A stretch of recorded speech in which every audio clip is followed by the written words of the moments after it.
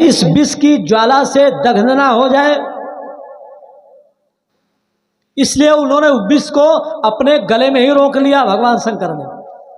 और जिसने पर अपने गले में रोक लिया, जहर ने अपना काम किया। भगवान शिव जी का कंठ नीला पड़ गया, बाहर उगल सकते नहीं क्योंकि सारा का सारा संसार जल जाए। जरत सकल सुरवृंद विषम गरल जहि पान किए, तहि न भजस मतिमंद, अरे को कृपालु शंकर सरिस। कोई दूसरा देवता ऐसा हो सकता है क्या? अगर पलट दे तो सारा संसार जल जाए, इसलिए उन्होंने इस विष को अपने कंठ में ही धारण कर लिया। लेकिन जहर ने अपना काम किया, भगवान शिव जी का कंठ नीला पड़ गया, तो भगवान शिव जी का एक दूसरा नाम पड़ गया। बोले नीलकंठ भगवान की। और कितनी बड़ी महिमा है, आपको याद होगा जिस समय पर हम लोग कक्षा 4-5 में पढ़ते थे ना, और जब परीक्षा देने का अवसर आता था, हम लोग जब परीक्षा देने के लिए जाते थे ना, तो यत्र तत्र सर्वत्र किसी वृक्षों पर, कहीं डालियों पर, कहीं किसी मुड़ेर पर, किसी के मकान पर, किसी की दुकान पर देखते हुए जाते थे। कहीं हमको नीलकंठ पक्षी दिख जाए। अगर पक्षी दिख जाता था ना, तुम लोग क्या कहते थे मालूम? हाथ जोड़ते थे और एक ही बात कहते थे, क्या? हे नीलकंठ बरदानी, हमका पास करो। तो सबको याद है, आप लोगों ने भी यही किया होगा ना। हाँ, सबकी गर्दन हिल रही, यानी सबने यही काम किया। तो नीलकंठ कौन? वही भगवान भोलेनाथ।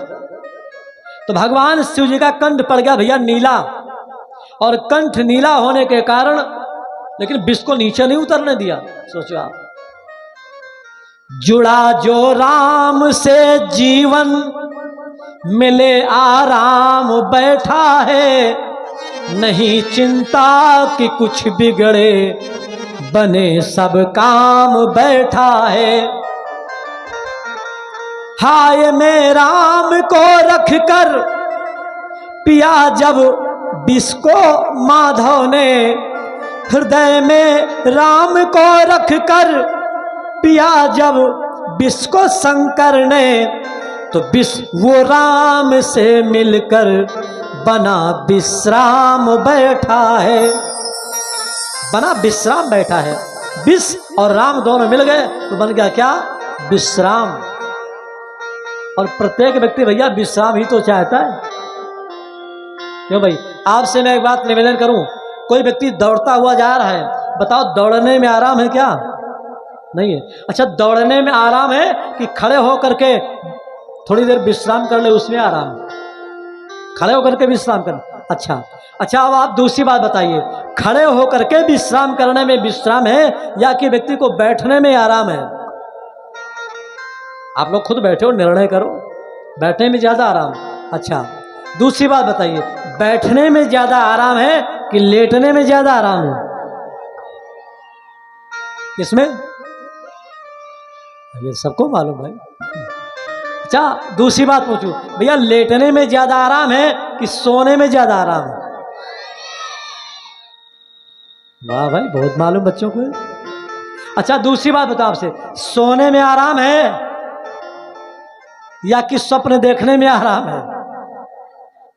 बिल्कुल इस दुनिया में रहो ही मत, सीधे पहुंच जाओ स्वर्ग, बढ़िया, वहां अच्छी अच्छी चीजें आप खा पी रहे हो।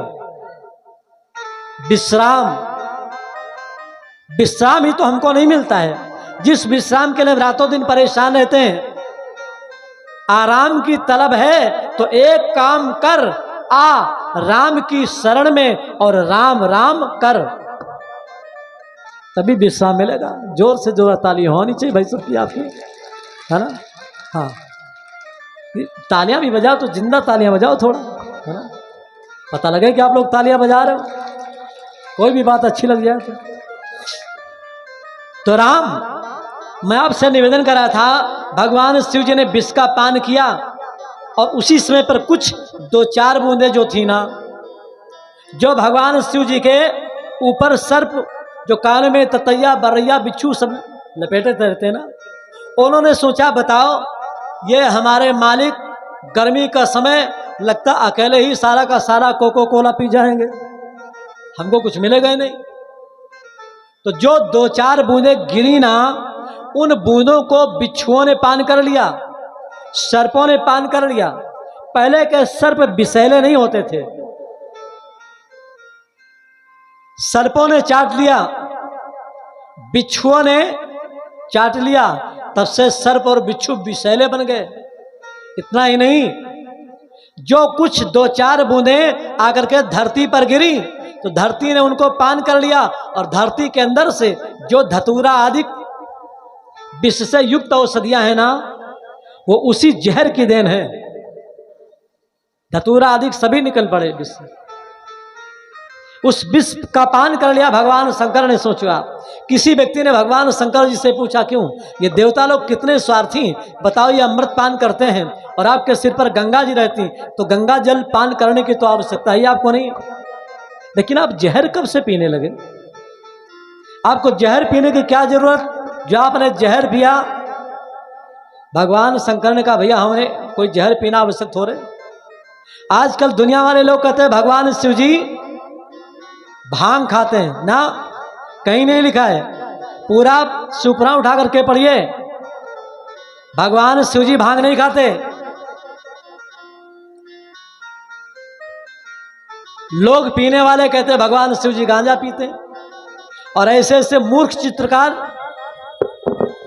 जिन्होंने ट्रक के पीछे चित्रों में बना रखा है भगवान शिव जी चिलम लिए, बताओ ट्रक के पीछे पी रहे हैं। ऐसे मूर्खों को कौन समझाए?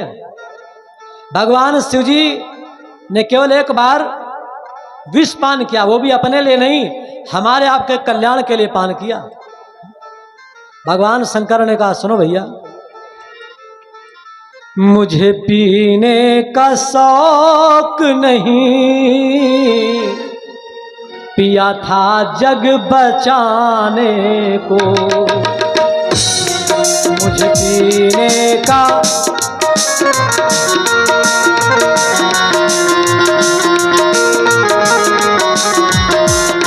मुझे पीने का शौक नहीं, पीता हूँ जग बचाने। सारी सृष्टि बचाने को, सारी सृष्टि बचाने को, पीता हूँ जग बचाने को, सारी सृष्टि बचाने को।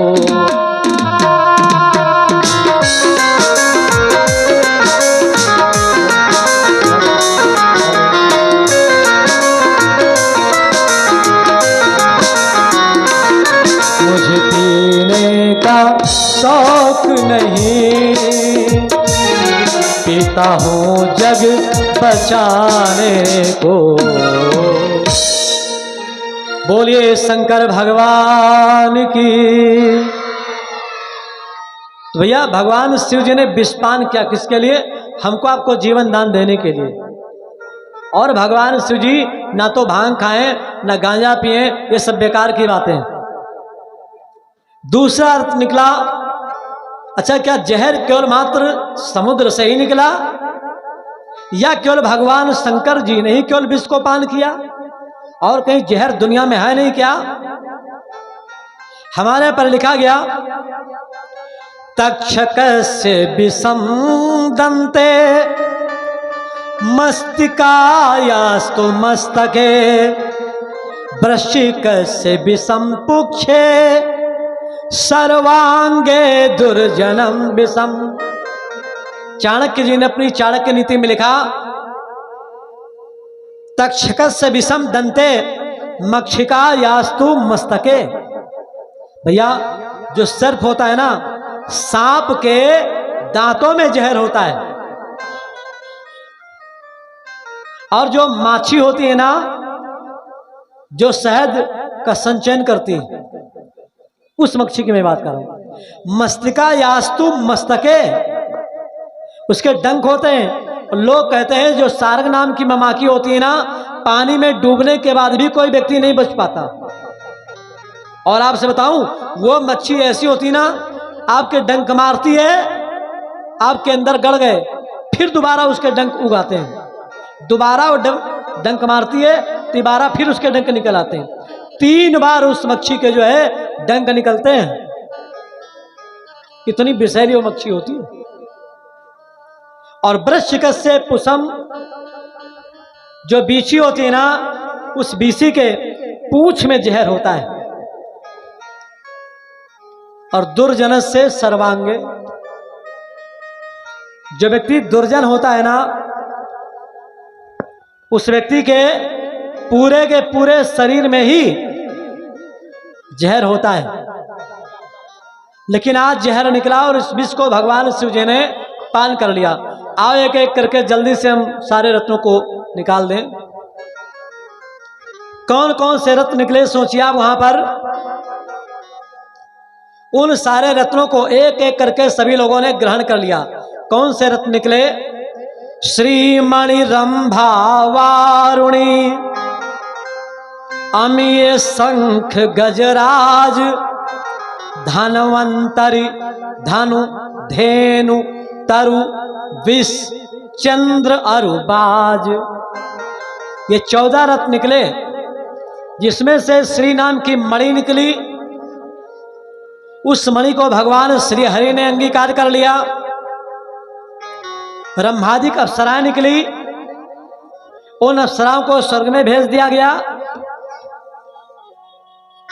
जब कोई व्यक्ति पुण्य कर्म करके जाएगा तो स्वर्ग में अप्सराओं का भोग करेगा। वारुणी नाम की मदिरा निकली, उस मदिरा को राक्षसों ने ले लिया। शंख निकला, शंख को भगवान श्री हरि ने ले लिया। गजराज निकला, ऐरावत नाम का हाथी, उसे देवराज इंद्र ने ले लिया।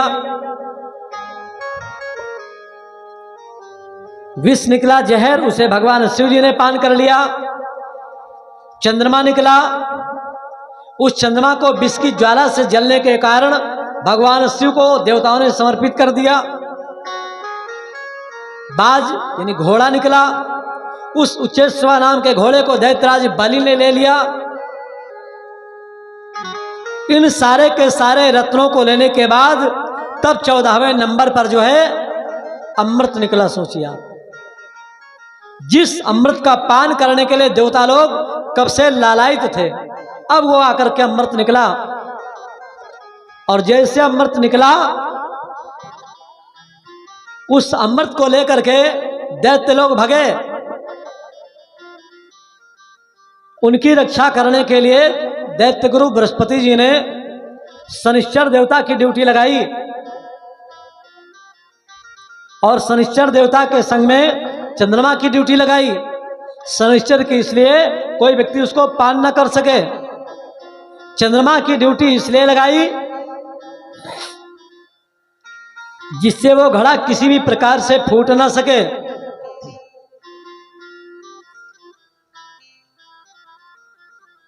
धीरे धीरे वो अमृत का कलश ले करके देवता लोग दैत्यों के संग वहीं पर समुद्र तट पर फिर से आ गए, जहां पर सारे के सारी दैत्य मंडली एकत्रित।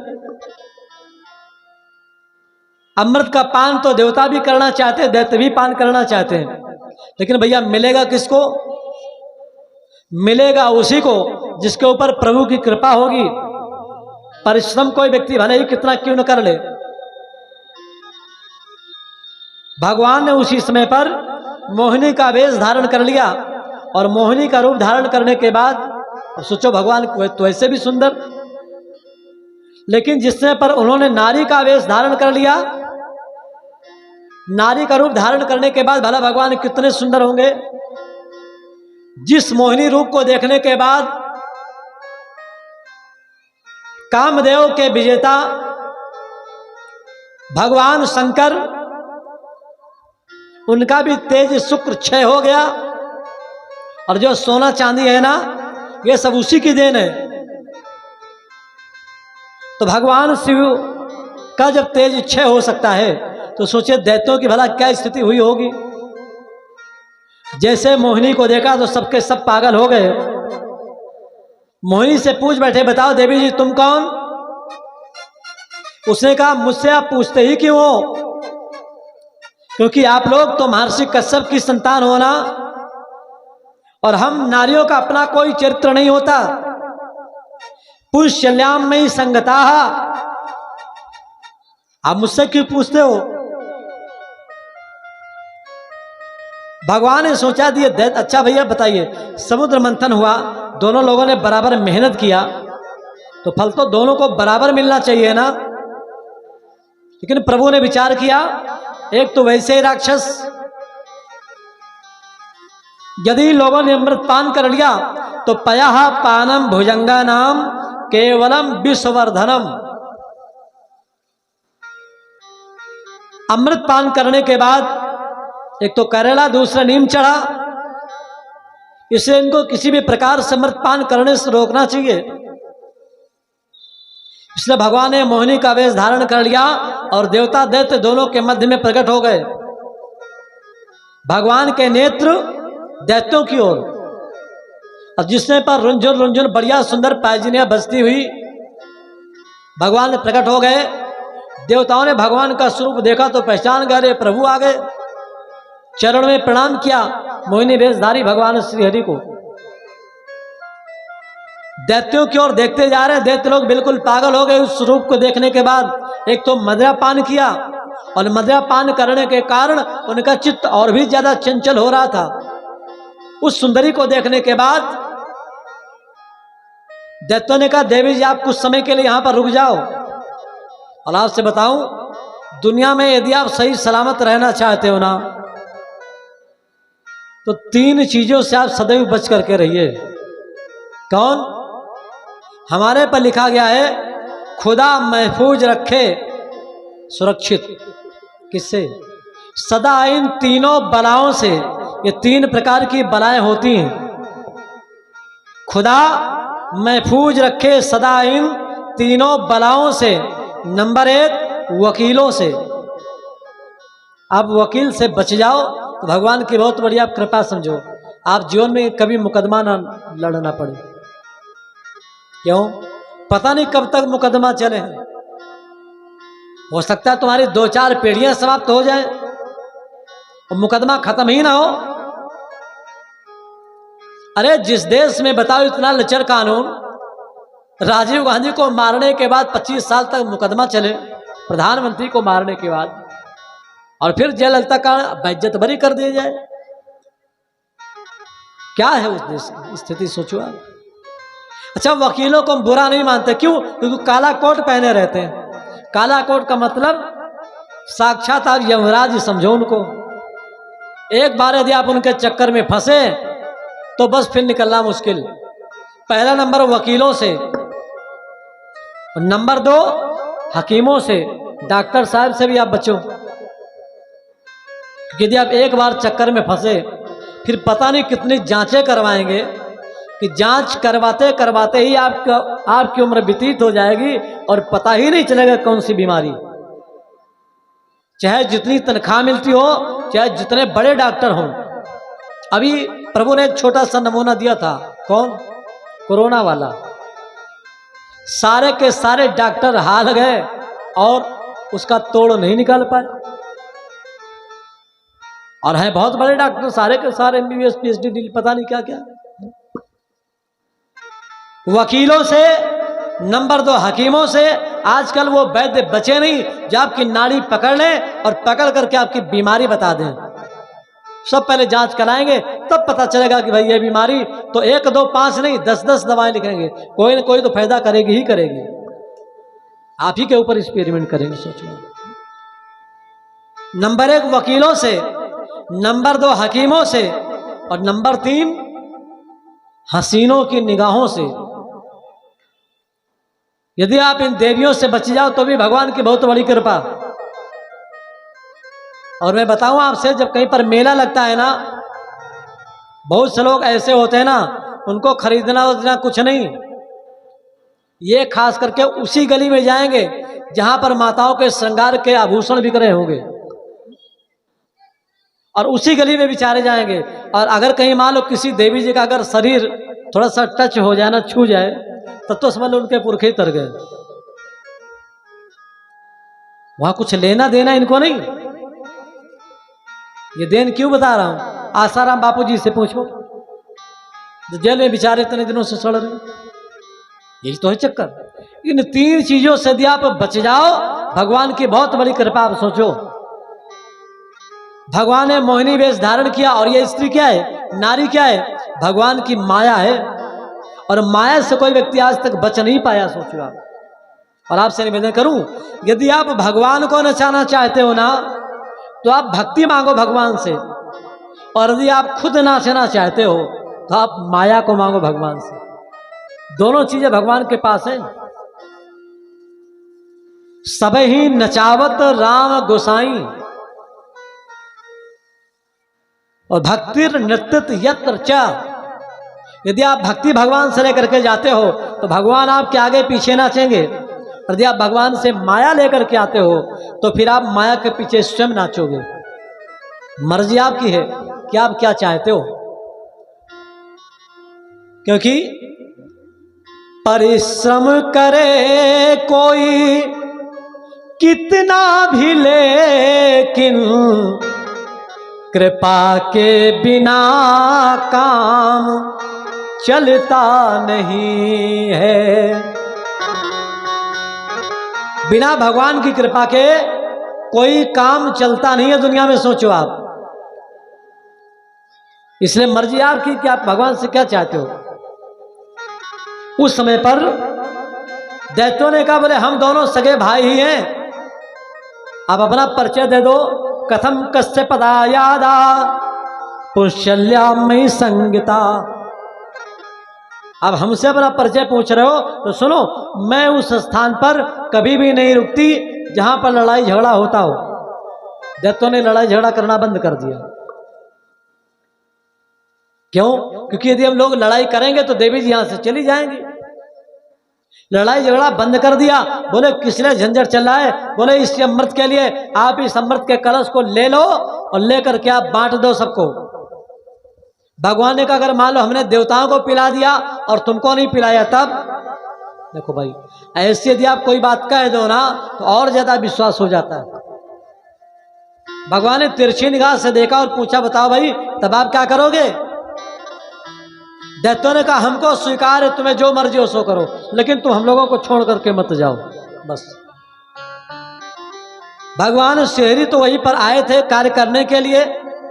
अमृत का कलश ले लिया। बोले भैया, अभी सबको अमृत नहीं मिलेगा। बोले फिर? बोले आज के दिन सभी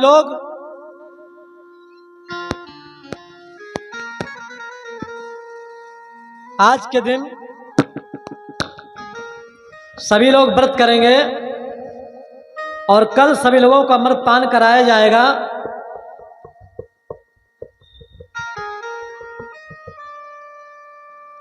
सारे देवताओं ने उस दिन व्रत किया और व्रत करने के बाद जाकर के वहीं पर स्नान किया। और स्नान करने के बाद सबको मोहिनी रूपधारी भगवान ने बैठा दिया एक तरफ से।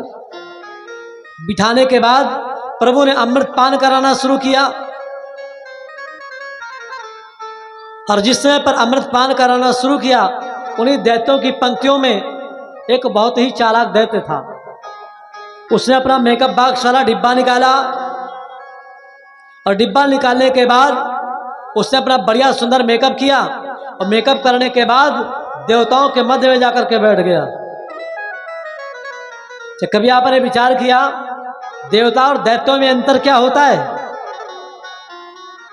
सुन लीजिए आप थोड़ा सा। जो देवता होते हैं ना, देवताओं के दाढ़ी मूछ नहीं होती, किसी भी देवता के। उस पर आप मत जाइए। जो ट्रकों ने या किसी चित्रकार ने अपनी कल्पना के अनुसार भगवान शिव जी के दाढ़ी मूछ कर दिया ना। पहली बात, किसी भी देवता के दाढ़ी मूछ नहीं होती। दूसरी बात, देवता लोग कभी बूढ़े नहीं होते, सदैव 16 साल की उम्र के ही बने रहते हैं। तीसरी बात, जो देवता लोग होते हैं ना, उनकी ये आंखें कभी बंद नहीं होती, सदैव खुली रहती। देवता लोग कभी सोते नहीं। चौथी बात, जहां पर देवता खड़े होते हैं उनके शरीर की परछाई नहीं पड़ती। छाया नहीं पड़ती। सातवीं बात, हमको आपको खड़े होने के लिए एक आधार की आवश्यकता होती है, बैठने के लिए आधार की आवश्यकता होती है। यदि धरती नहीं तो हम खड़े नहीं हो सकते। लेकिन देवता लोग सदैव बिना आधार के खड़े होते हैं। धरती से 10 फुट की ऊंचाई पर खड़े होंगे देवता लोग। और हमको आपको खाने के लिए भोजन की आवश्यकता होती है। देवता लोग आपका भोजन नहीं खाते, वो तो बस केवल मात्र गंध ग्रहण करते हैं।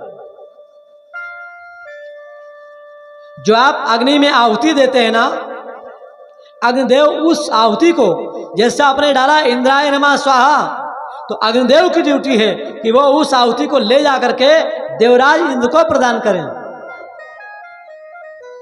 और उसी में सारे देवताओं को वितरित करते हैं देवराज इंद्र।